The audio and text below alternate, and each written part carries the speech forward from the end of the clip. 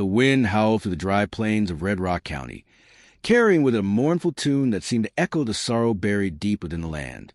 The sun had long set, leaving behind an endless sea of stars scattered across the velvet sky. It was on such a night that the sound first reached them, a faint, persistent cry emanating from the old stable behind the saloon. Sheriff Hank Reynolds sat alone in his office, boots propped up on his desk, staring at the flickering light of a lantern as its flame danced in the drafty room. He had been hearing strange noises for days now, whispers carried by the wind, or perhaps just the creaking of wooden beams settling under the weight of time. But tonight, the sound was different. Tonight, it was unmistakable, a baby's cry. At first, he thought it might be one of the townsfolk playing tricks on him. Maybe someone had left a bundle of rags tied to a rope and rigged it to swing back and forth, creating an illusion. Or perhaps it was some drunkard trying to get a rise out of him after too many shots of whiskey. But no matter how hard he tried to convince himself otherwise, the cries grew louder, more insistent, pulling at something primal inside him. He rose slowly, grabbing his hat and revolver before stepping into the cool night air. The town was eerily quiet except for the occasional bark of a dog in the distance and the steady thud of hooves against cobblestones as horses wandered aimlessly near their corrals. As he approached the stable, the cry became clearer, almost heart-wrenching in its desperation. Hank hesitated outside the heavy wooden door, his hand resting on the handle. Something about this felt wrong. Not just the idea of finding a baby abandoned in a place like this, but the way the entire situation screamed of secrets best left undisturbed. Little did he know, opening that door would unravel mysteries buried deeper than anyone could have imagined. Inside the stable, the air smelled of damp hay and iron rust. Shadows stretched long and dark across the walls, cast by the moonlight filtering through cracks in the planks. The crying continued, soft yet piercing, coming from somewhere high above where the hayloft lay hidden beneath layers of dust and forgotten memories. Hank climbed the rickety ladder cautiously, each step groaning under his weight. His heart pounded in rhythm with the cries, growing louder with every inch he ascended. When he finally reached the top, what greeted him stopped him dead in his tracks. There, amidst piles of dusty straw, lay a small wooden cradle carved with intricate patterns depicting scenes of nature, trees, rivers, and animals. Inside the cradle, swaddled in tattered blankets, was indeed a baby, its tiny face scrunched up in anguish as it wailed into the silence of the night. For a moment, Hank simply stared, unable to process what he was seeing. A child here? In this forsaken place? But then, as if sensing his presence, the baby's cries softened, replaced by hiccuping sobs. Its wide eyes locked onto Hank's, filled with a wisdom far beyond its years. There was something unsettling about those eyes, a depth that made Hank shift uncomfortably where he stood. He reached out tentatively, brushing away a strand of hair that clung to the infant's forehead. To his surprise, the baby stopped crying altogether, gazing up at him with an intensity that bordered on unnerving. "Who are you?" Hank whispered, though he knew the baby couldn't answer. Still, the question hung heavy in the air, unanswered but demanding attention. As he examined the cradle further, he noticed something odd, a piece of parchment tucked beneath the edge of the blanket. Carefully, he unfolded it, revealing handwriting so delicate it looked almost feminine. The message was brief but chilling. Asterisk, take care of her. They'll come looking. Asterisk, no signature, no explanation. Just those 6 words, written in ink that still shimmered slightly even in the dim light. Hank frowned, his mind racing. Who was her? And who were they? Before he could dwell on it any longer, a sudden noise below startled him. Footsteps echoed through the stable, accompanied by muffled voices. Someone, or something, was coming. Back down in the main area of the stable, 2 figures emerged from the shadows. One was a man, tall and lean, with sharp features and cold blue eyes that glinted menacingly in the moonlight. Beside him stood a woman, her face partially obscured by a hood, but her posture exuded both strength and vulnerability. Their arrival went unnoticed by Hank, who remained perched nervously in the hayloft, clutching the baby close to his chest. "You sure this is a place?" the man growled, his voice low and gravelly. His fingers drummed impatiently against the butt of his pistol, which hung loosely at his side. "It has to be," the woman replied, her tone equally grim. "I saw the sign, the one we use to mark our meeting spots. If she's anywhere, she'll be here." Their conversation sent chills down Hank's spine. Clearly, they were searching for the same thing or person he had just discovered. But why? And what did they mean by sign? Deciding discretion was the better part of valor, Hank retreated further into the shadows, doing his best to stay out of sight, while keeping an ear open for anything suspicious. Below, the man and woman split up, their footsteps echoing as they combed the stable methodically. The man paused near the base of the ladder, leading to the hayloft, his head tilted slightly, as if listening intently. Then, without warning, he grabbed hold of the ladder and began climbing upward, moving with the grace of a predator stalking its prey. Hank's breath caught in his throat as the man appeared at the top, his expression unreadable. For a moment, neither spoke, the tension between them thick enough to cut with a knife. Then the man's gaze shifted past Hank, landing squarely on the baby nestled securely in his arms. "That's her," the man said flatly, drawing his gun with practiced ease. "Give her to me." Hank's grip tightened protectively around the child. "Not until you tell me who you are and why you're after her." The man smirked, lowering his weapon slightly, but not enough to make Hank feel safe. "My name's Victor Kane. And as for the girl, let's just say she belongs to people who don't take kindly to interference." Kane's words sent alarm bells ringing in Hank's mind. Belongs to people? What kind of people? Before he could press further, the woman appeared at the top of the ladder, her presence commanding despite her smaller stature. "Victor, stop," she commanded sharply. Her voice held authority, yet there was an underlying note of sadness that caught Hank off guard. "We can't do this. Not here, not now." Victor glanced at her briefly before turning his attention back to Hank. "You heard the lady? Hand her over, Sheriff, and nobody gets hurt." Hank refused, shaking his head defiantly. "I don't know what game you're playing, but I'm not letting you take her without answers." A tense standoff ensued, the three of them locked in a silent battle of wills. The baby, seemingly oblivious to the danger surrounding her, yawned widely and nestled closer to Hank, her little fist curling into his shirt. Despite the circumstances, Hank couldn't help but feel a pang of protectiveness toward her. Whoever these strangers were, they weren't getting her without a fight. Hours passed, or maybe minutes.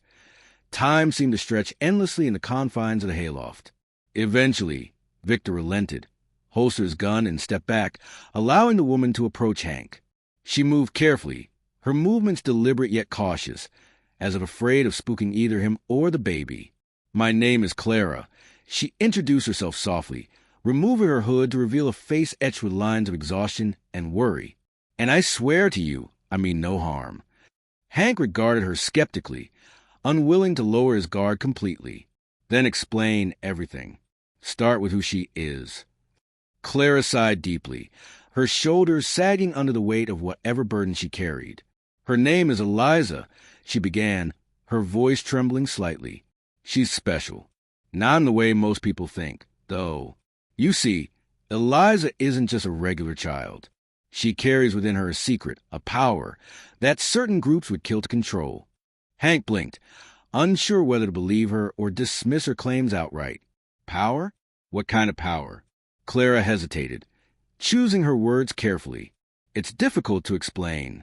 Suffice it to say, Eliza possesses abilities that defy understanding.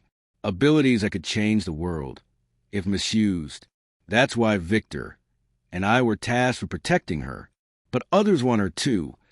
People who wouldn't hesitate to use her for their own gain." Unbelievable as it sounded, something in Clara's sincerity made Hank inclined to trust her, at least for now.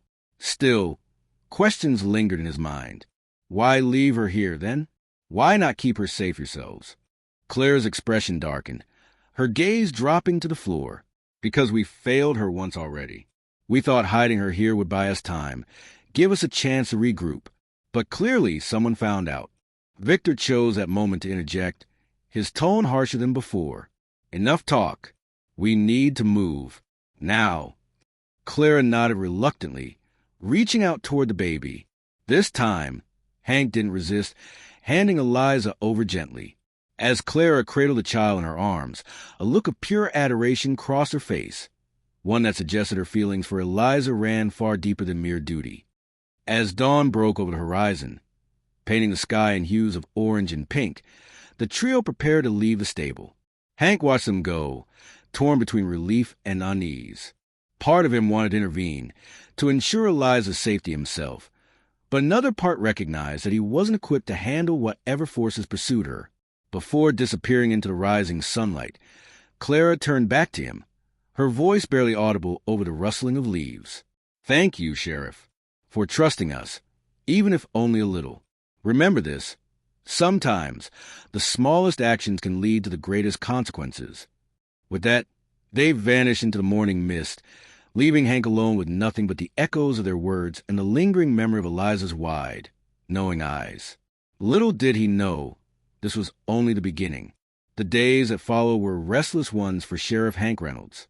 The encounter at the stable replayed in his mind, like a broken record, each detail more haunting than the last. He found himself pacing the wooden floors of his office, boots creaking with every step, as he wrestled with the implications of what had transpired. Who exactly were Victor and Clara? And why did their story feel so incomplete, as though they'd only scratched the surface of a far greater mystery? The town of Red Rock seemed unchanged on the surface. Life continued much as it always had. Cowboys swaggered into the saloon, their spurs jingling merrily. Merchants shouted out prices for fresh produce. Children played tag in the dusty streets. But beneath this veneer of normalcy, something felt off, an unease that lingered in the air like an unspoken secret. Hank tried to shake it off, convincing himself that he'd done all he could. After all, wasn't it better to leave such dangerous matters in the hands of those who clearly knew more about them? Yet deep down, a nagging voice whispered otherwise. That baby Eliza had looked at him as if she'd seen straight through to his soul. Her cries had stirred something primal within him, a sense of responsibility that refused to fade. It was late afternoon when the first sign appeared, a rider galloping into town at breakneck speed, dust billowing behind him like smoke from a wildfire. The man reined in his horse outside the sheriff's office, dismounting with a grace that spoke of practiced urgency. His hat sat low over his brow, shadowing piercing green eyes that scanned the area with calculated precision. "Are you Sheriff Hank Reynolds?" the stranger demanded, his voice carrying the authority of someone accustomed to being obeyed. "I am," Hank replied cautiously, stepping out onto the porch. "Who might you be?" "My name is Gabriel Cross," the man said, extending a hand that Hank shook briefly. "I'm here regarding a matter of great importance, one involving a child named Eliza." Hank stiffened, his heart pounding against his ribs. "How do you know about her?" Gabriel's lips curled into a thin smile, though there was no warmth in it. "Let's just say I've been following developments closely. Now, tell me everything you saw that night at the stable." Reluctantly, Hank recounted the events leading up to Eliza's discovery, omitting nothing, not the cryptic note, nor the strange behavior of Victor and Clara, nor even the unsettling feeling that Eliza herself carried secrets older than time itself. As he spoke, Gabriel listened intently, his expression unreadable save for the occasional flicker of emotion that betrayed his growing concern. When Hank finished, Gabriel let out a long breath, running a hand through his dark hair. "This complicates things," he murmured, more to himself than anyone else. Then, louder, "Victor Kane and Clara Hayes are operatives of an organization known as the Order. They specialize in safeguarding individuals or artifacts with extraordinary potential. But lately, their operations have come under threat by another group, one far less scrupulous.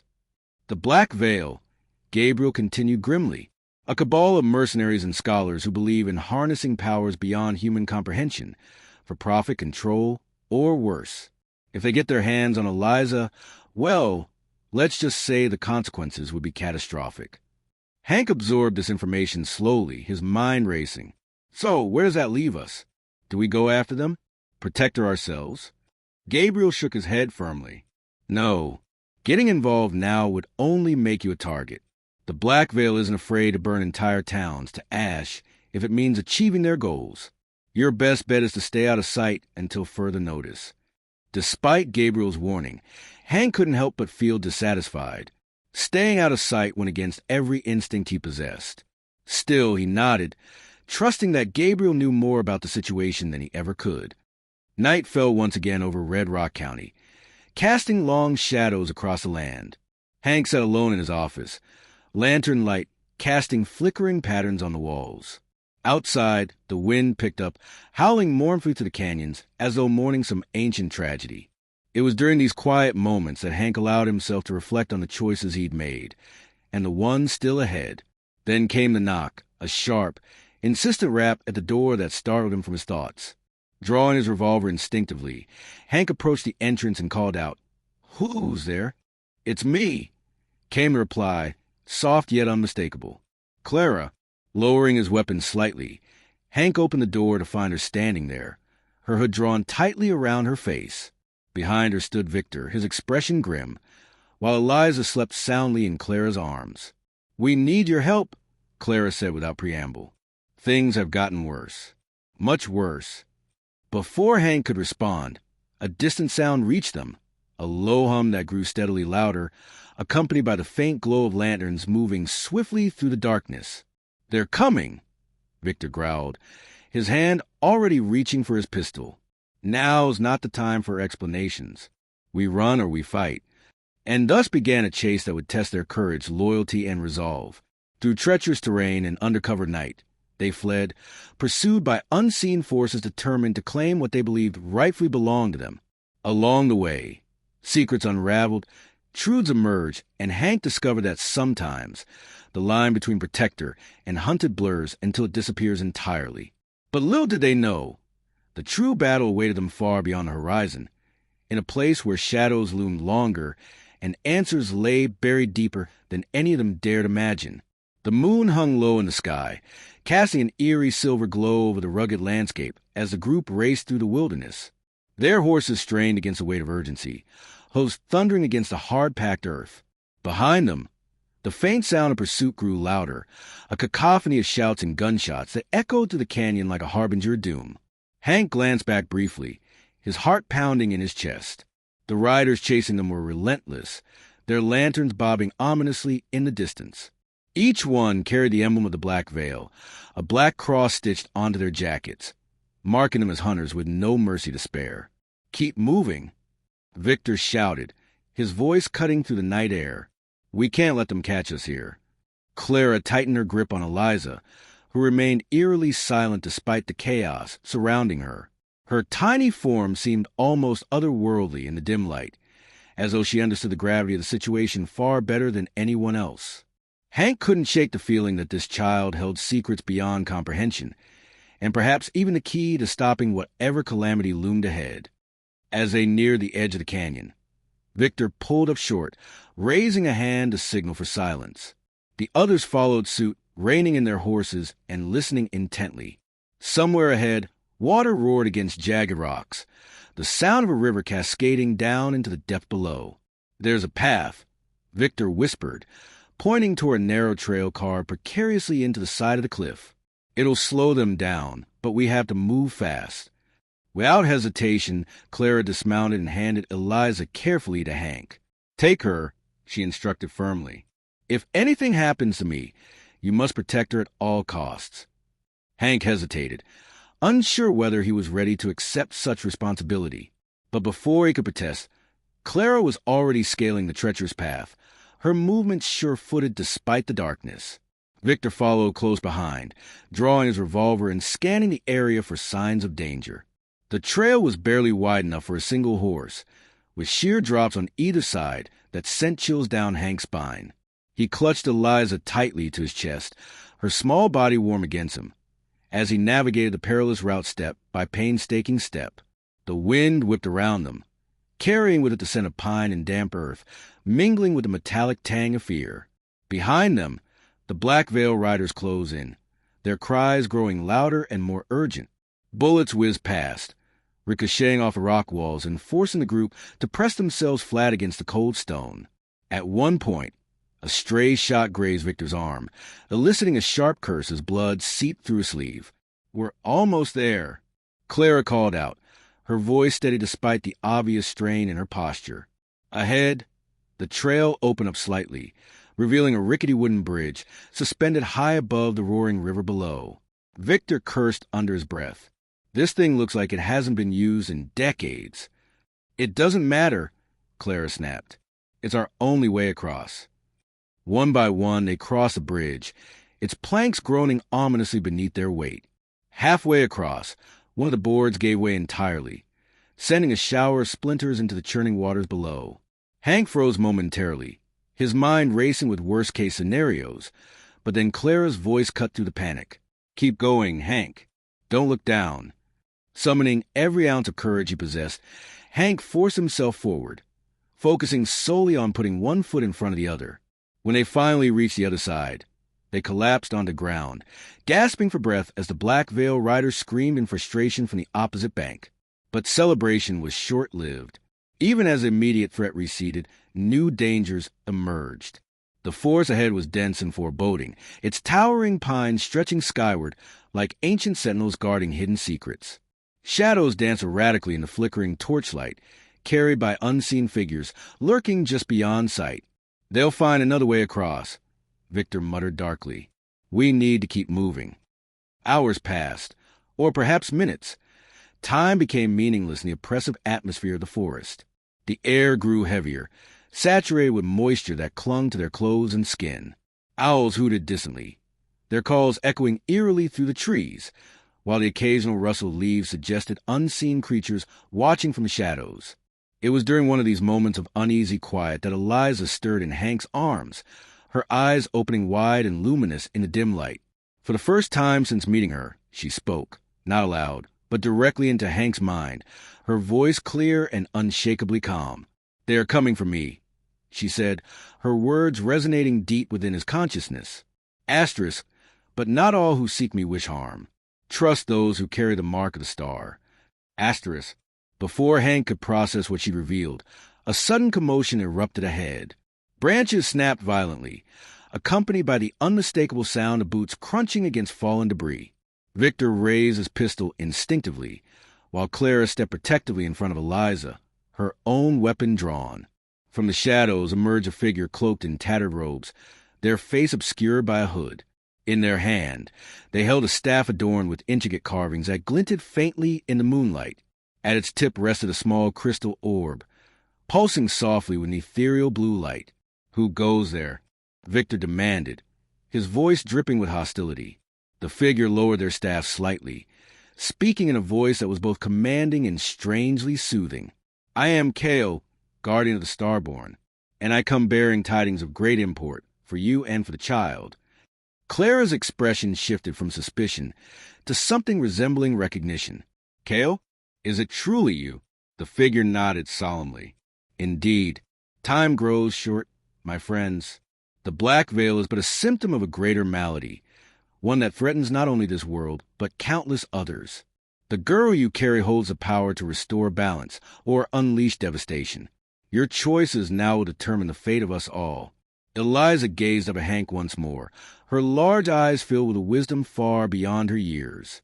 "Trust the star," she repeated softly, her voice reverberating through his thoughts like a promise both hopeful and terrifying. And so, with newfound allies and questions mounting higher than ever, the group pressed onward into the unknown, each step bringing them closer to answers and deeper into danger. Little did they know the true nature of Eliza's powers and the ancient forces vying to control them would soon be laid bare in ways none of them could have imagined. The forest thickened around them, its towering pines forming a cathedral of shadows that seemed to whisper secrets in the wind. Kale led the way with deliberate steps, their staff casting an ethereal glow that illuminated the path ahead. The faint hum emanating from the crystal orb at its tip resonated through the air, creating an almost hypnotic rhythm that matched the beating of Hank's heart. Behind Kale, Clara and Victor walked side by side, their expressions tense but resolute. Hank brought up the rear, cradling Eliza protectively in his arms. Despite the child's earlier words, spoken not aloud but directly into his mind, he couldn't help feeling a mix of awe and unease. Who was this girl? What power did she wield?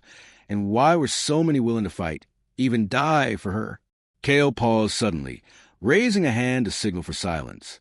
The group froze, listening intently as distant voices carried on the wind. They were faint, muffled by the density of the trees, but unmistakable nonetheless. The Black Veil had found another route across the canyon and was closing in fast. "We must hurry," Cale said, their voice low yet commanding. "There is a hidden sanctuary nearby, a place where we can regroup and prepare for what lies ahead." "A sanctuary?"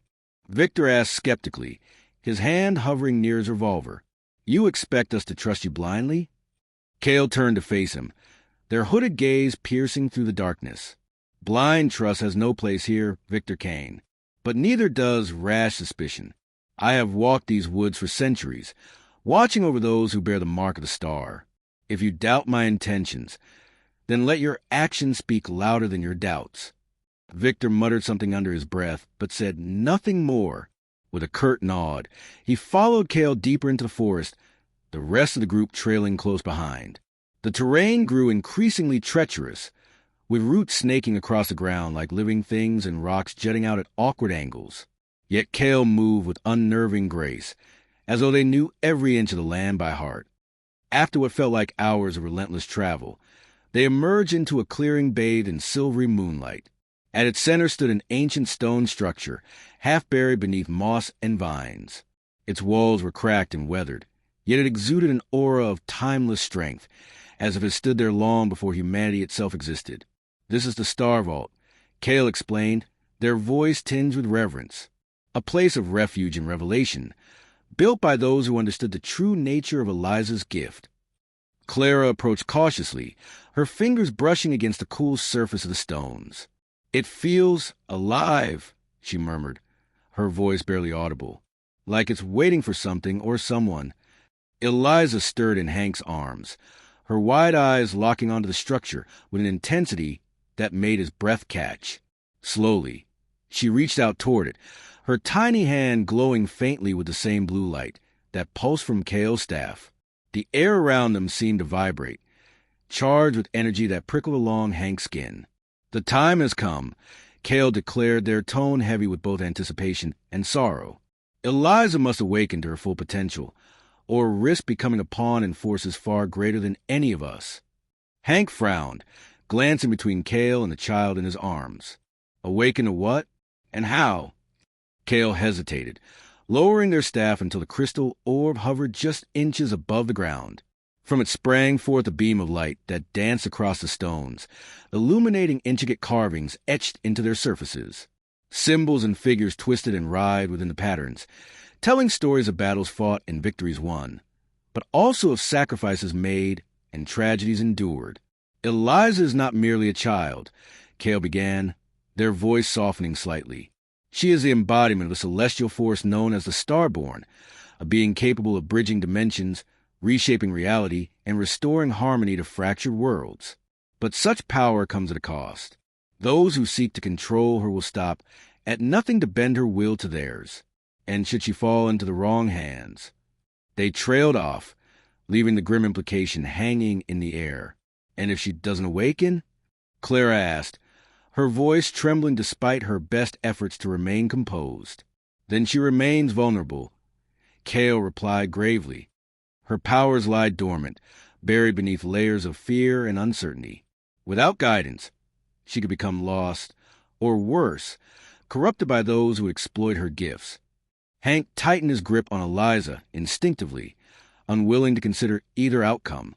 "So what do we do?" he demanded, his voice firm despite the turmoil churning inside him. "How do we wake her up?" Cale raised their staff once more, directing the beam of light toward a large circular seal carved into the center of the Star Vault's floor. Within the seal lay a series of smaller symbols arranged in precise pattern, each one pulsing faintly with the same blue energy as Eliza's hand. "The ritual begins here," Cale said, stepping aside to allow the others closer access. "But beware, it will test not only Eliza, but all of you. For the Starborn does not awaken alone. Those bound to her fate must prove themselves worthy of standing by her side." Before anyone could protest, Cale placed the tip of their staff atop the seal, unleashing a surge of energy that sent ripples of light cascading outward in every direction. The ground beneath them trembled violently, throwing the group off balance. Eliza cried out, not in pain, but in recognition, as the symbols surrounding her began to glow brighter, their light merging with hers until the entire clearing was bathed in an otherworldly brilliance. Time seemed to lose all meaning as the ritual unfolded. Around them, visions appeared, fragmented memories of past lives, glimpses of alternate realities, and echoes of futures yet unwritten. Each member of the group faced trials tailored to their deepest fears and greatest strengths. Victor confronted the guilt of failures past, while Clara wrestled with the burden of responsibility she'd carried for so long. Even Hank found himself tested, forced to confront the limits of his courage and resolve. At the heart of it all stood Eliza, her form shimmering like a beacon amidst the chaos. Her cries grew louder, more insistent, as the weight of her awakening pressed down upon her fragile shoulders. Yet through it all, she remained steadfast, her spirit unyielding despite the overwhelming odds stacked against her. Finally, after what felt like an eternity, the light faded, leaving the group kneeling exhausted in the now still clearing. The star vault seal dimmed, its symbols returning to dormancy, while Eliza gazed around her with newfound clarity in her eyes. "I see," she whispered, her voice no longer confined to Hank's mind but ringing clear and true in the night air. "I understand." Cale stepped forward, their expression unreadable beneath their hood. "Do you truly, little one? For the road ahead is fraught with peril, and the choices you make will shape the destiny of countless souls." Eliza nodded solemnly, reaching out to take Hank's hand in hers. "I am ready," she said, her small voice filled with a confidence that belied her years. "And I know I won't be alone." As dawn broke over the horizon, painting the sky in hues of gold and crimson, the group prepared to face whatever challenges awaited them beyond the confines of the Star Vault. Little did they know, the true battle had only just begun, and the stakes were higher than any of them could have imagined.